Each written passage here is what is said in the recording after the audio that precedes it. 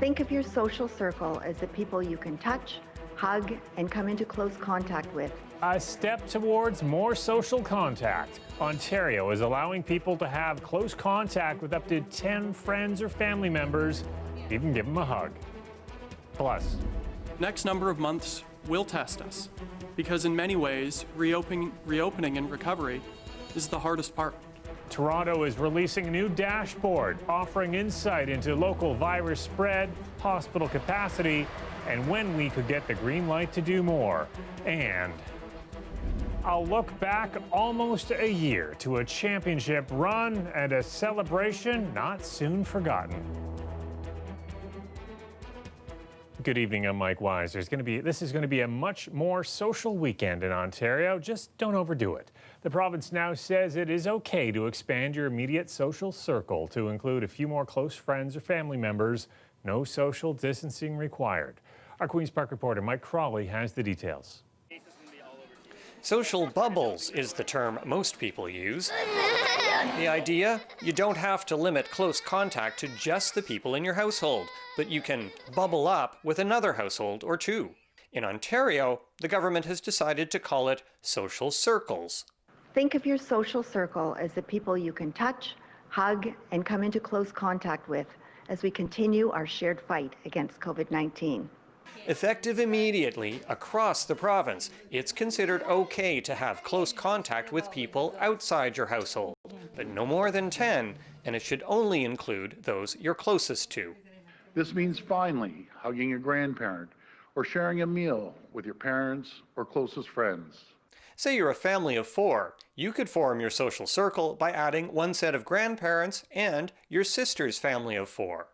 Or maybe you're a couple with a baby. Your parents and your partner's parents could join your circle, plus a few close friends. But people in one circle should not be in close contact with people from another. It will be impossible for 10 people to only each have that circle. This is an explosion of bubbles. We won't be able to do it.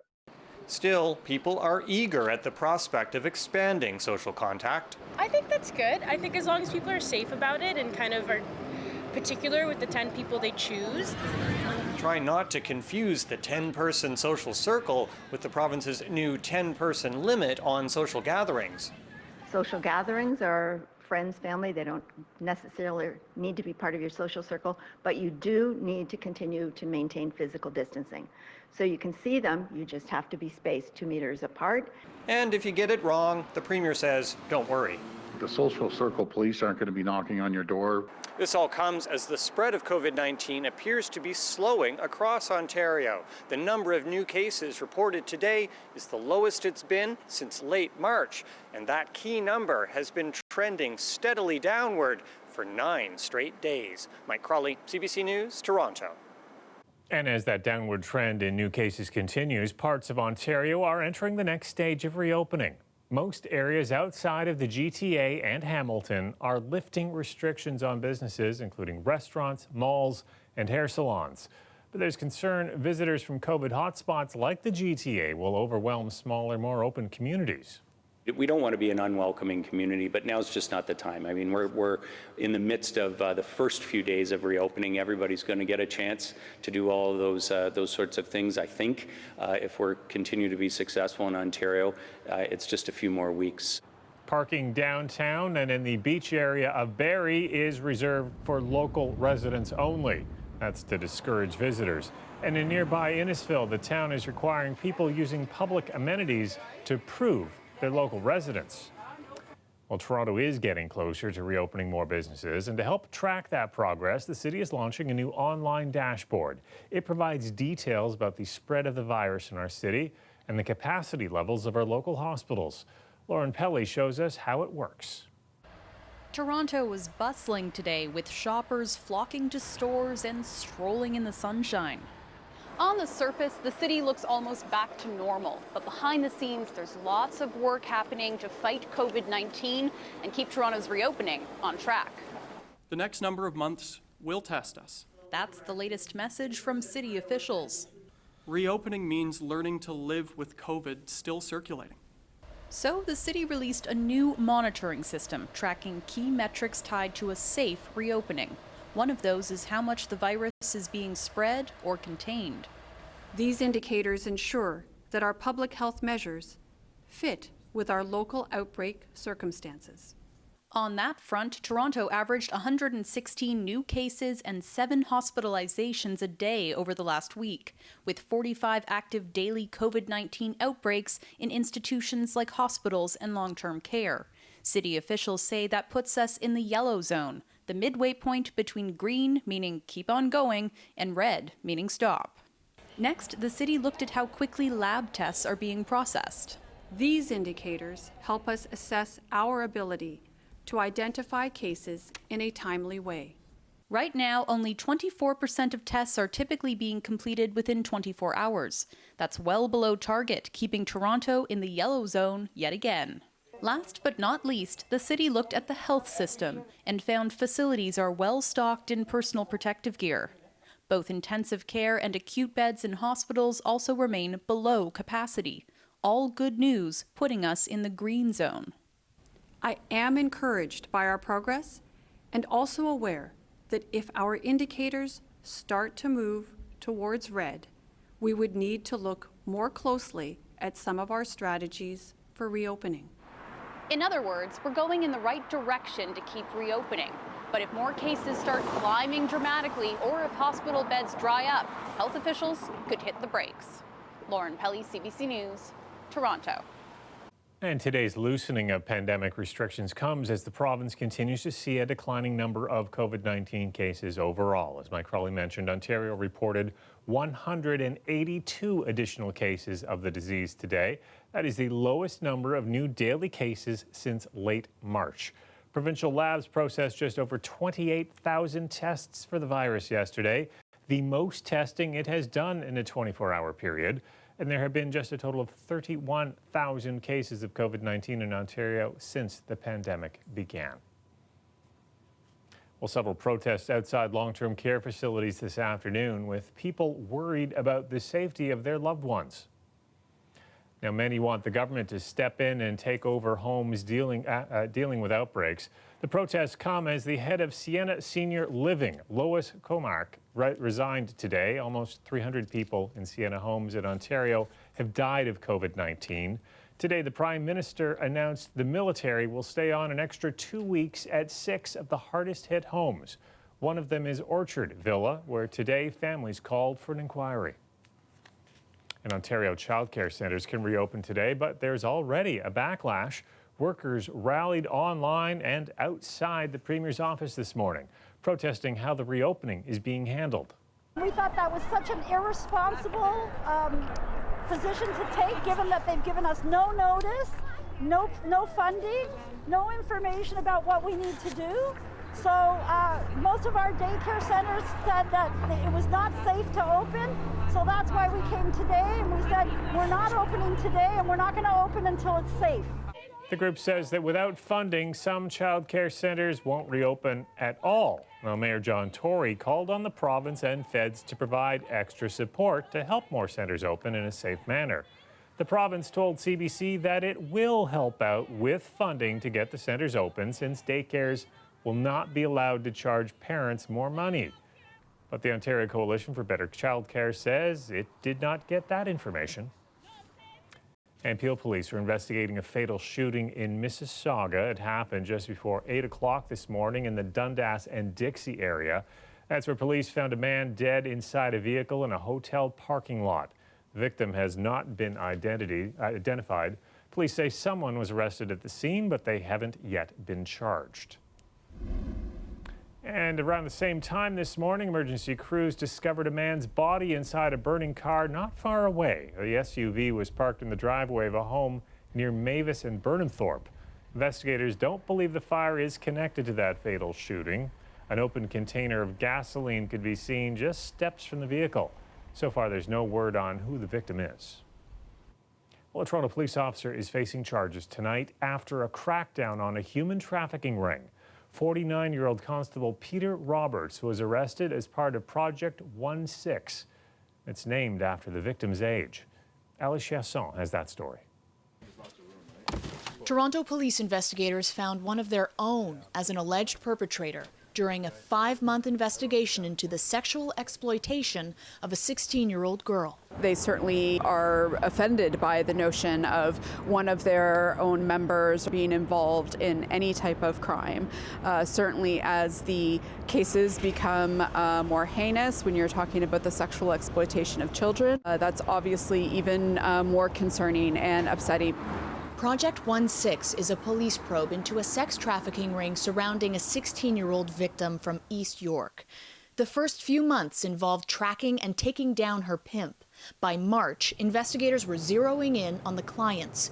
10 men were arrested, including 49-year-old Constable Peter Roberts. He has 11 years of service with the Toronto Police. He's currently assigned to 51 Division and he's suspended with pay. I was shocked and horrified. The Canadian Centre to End Human Trafficking works closely with police across the country. We place such a high level of trust into our police service and police officers. And this officer was charged with one of the most heinous acts, that is sexual abuse of a minor. With so many barriers preventing sex trafficking victims to come forward, especially minors, the trust of the police working to free them has to be solid. I think something like this will, erode confidence in police, but the team that we've worked with at Toronto Police have been really fabulous, and I'm confident that they will handle this case and any other trafficking case with a minor going forward with the sensitivity that they need. Constable Peter Roberts has a court date on June 24th, and Project 16 presses on. There may be more arrests as police work to unravel yet another human trafficking ring in the city. Ali Chiasson, CBC News, Toronto. It is very difficult to say this is the best way to go or this is the clear path forward. Coming up, we'll sit down with the city's medical officer of health to find out what it's been like to lead Toronto through a pandemic. Plus, well, it might be a little bit on the cool side, but boy, do I have a nice weekend forecast for you. I'm meteorologist Colette Kennedy, and for those of you who would like it a little bit warmer, that's coming into next week too. I'll have all the details coming up after the break.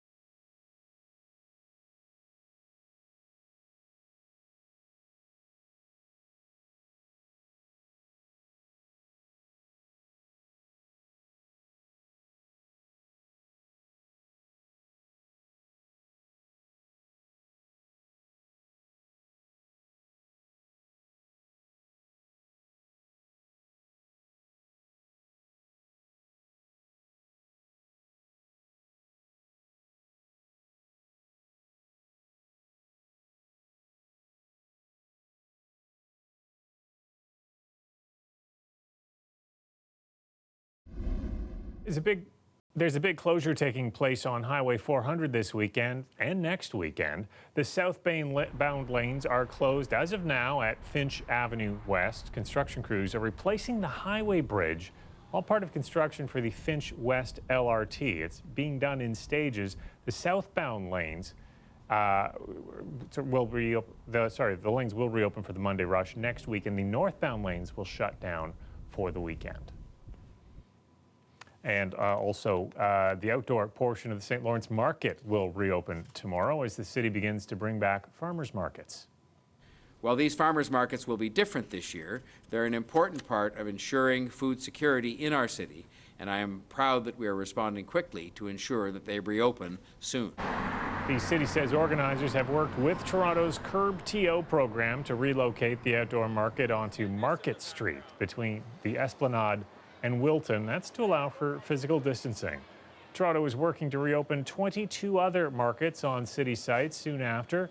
If you do plan, though, to pick up some fresh local produce at the market, the city is asking you to wear a mask.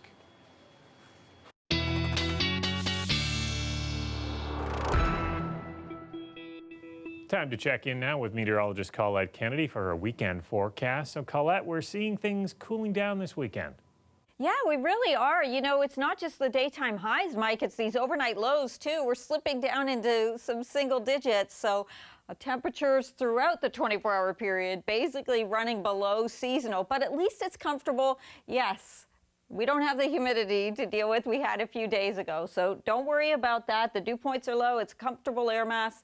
Plenty of fair weather, too, for several days. We're going to see kind of a pattern that just sort of holds some of the nicer conditions for us, so that's good, too. And if you are looking for some warmer weather, as we are getting closer to that first official day of summer coming up on the 20th, there is going to be a warm-up, too. It starts Tuesday, and we'll really be feeling it by about Wednesday. So this is how things look today with those highs. Boy, look at this. Everyone in the teens except for Windsor, 23 degrees there, just a little bit milder. And we do have a little disturbance passing through, so after some isolated evening showers, this is mostly staying now to the south, so that looks good, but a bit of the cloud cover will pull through here, and you'll see some of that even into the day on Saturday as well. Could be a little bit of extra morning cloud there around the GTA too, but then we should see this kind of pulling off, and then we get into the sunshine. It almost looks like the data is missing, doesn't it? It's not. It's there. It's just there's a little puff of cloud. You can see that moving there with our models and the imagery there. So really, it's not just Saturday. It's once we get into Saturday afternoon, and then Saturday night, Sunday, looking at some clear conditions. So really, really pleasant. Now, the winds are still a little bit breezy today, essentially kind of coming in from the north. It does mean that even tomorrow, though they're lighter at times, you're going to see the temperature a little bit cooler through Sarnia. But by the time we get to the latter part of the day on Saturday, it becomes kind of a dog's breakfast in terms of the direction we're going to be seeing the winds, and they let off a little bit too. So just kind of more in the morning or mid part of the day that we'll still have some of those lighter winds that are going to feel pretty cool. Now, overnight, these are those single digits for southwestern Ontario. Windsor, you're going down to 8 degrees tonight. A little bit of that cloud cover at times in there, becoming more of a mix. Average high is 25, so 5 degrees off the mark for you guys. And really, overnight tonight, we see these single digits other than St. Catharines all around the Golden Horseshoe, too. And then tomorrow, it's upper teens. St. Catharines may see it pop up there to about 20 degrees. But it's a really nice weekend, both Saturday and Sunday. And Sunday, the temperature even comes up a couple of degrees, and then by Monday we are back to seasonal conditions in terms of our daytime high, and then there's that trend I said where things we're going to be lifting up and the temperature is increasing. So Tuesday and then Mike by Wednesday, hey, upper 20s and approaching 30 degrees as we get into midweek next week. Okay, thanks a lot, Colette. You're welcome. Weather is brought to you by Trane, the most reliable heating and cooling brand. We test, so it runs. Take advantage of special offers now. It's hard to stop a Trane. For the past couple of months, CBC Toronto has been honoring the countless number of people who've helped out in the fight against COVID-19. We call them Frontline Heroes. Well, we're wrapping up our series this week with one Torontonian who has led the charge to keep our city safe, Dr. Eileen de Villa, Toronto's Medical Officer of Health. Mayor Velterouk had the chance to speak with her about what the job has been like these past few months. But first, take a listen to what Mayor John Tory had to say about the doctor's leadership. She is, to me, the original kind of iron fist in the velvet glove. And by that I mean she is a consummate professional, always informed. Will go away and have a look if she doesn't have the answer at hand, won't try and make it up. She is a pleasure to work with. She works well with the team. And maybe the most important thing about her to me, from just my watching during this incredible emergency where she had to tell us some news that I never thought I'd hear in my whole life about possibly what could happen if we didn't act, she's the first one to rely on and to give credit to her team. That professionalism, that willingness to sit and listen and discuss. She is a frontline hero for me, and I'm sure for the people of the City of Toronto and for the people of Canada in dealing with this pandemic. You'll have heard me say many times over the course of the press briefings, this is a new virus. It is very difficult to say this is the best way to go or this is the clear path forward. And so we have to use pretty much every skill that we've ever learned in public health practice and in our professional careers, exercising good judgment, understanding what's important to our community. I think the other side of that is being very upfront about what we know and what we don't know, and being prepared to change course when we realize we've gone down a path. It's not turning out exactly the way we wanted it to. Even thinking about, when is the right time to shut down businesses, and which businesses do you need to shut down in order to control virus spread or to contain the virus? There is no right or wrong answer in advance because we'd never dealt with this virus before. You can try to learn from others' experiences, and we should learn from others' experiences, but we can't expect that we can take a cookie cutter approach and get the same results. In all of this, have you had a chance to process what the last few months have been like for you? There have been moments, where you get a little bit of reprieve, a few moments to rest, and then you start to think and realize, how very significant this is. And it's heavy. But by the same token, as somebody who works in public health, you get excited about the opportunities that exist. To me, it's fascinating that it's taken a communicable disease, an infectious disease, to highlight all the challenges we have with the issues that do drive health. Income disparities, housing challenges, lack of connection. Frankly, no data that I've ever seen has highlighted those challenges in the way that this virus has. So we have to take the opportunity that's presented itself, because that's what we do as public health. I owe a great deal of thanks to my family. They have been nothing but supportive throughout this. If I'm being very honest and very candid about what it's taken, work-life balance is completely out of balance. There was a period of time during which I was not going home. I do take my responsibility to the 3 million residents of Toronto extremely seriously. My family is part of that. So while it does take away from our personal life, it is also serving them. It's about creating the city in which they live and making that city as healthy as possible. I can't let you go without asking about the scarves. This has taken on a life of its own. Like, it's got its own Twitter handle. Always have my scarf, always. Serge Ibaka weighed in on the scarves. I do appreciate the fact that there was, there was something to be, lighthearted about. And I'm glad that it offered that levity to all of us, because we all needed it.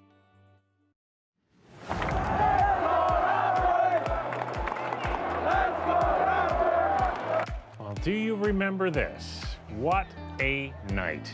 Coming up, a little trip down memory lane.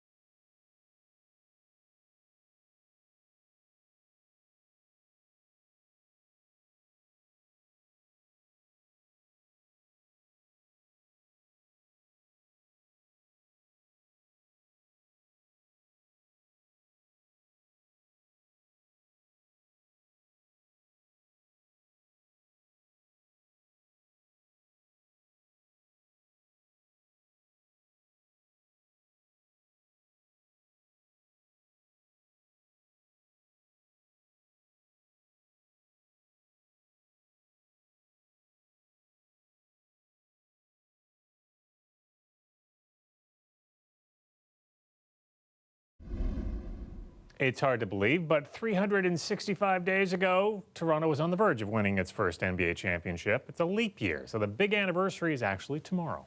Well,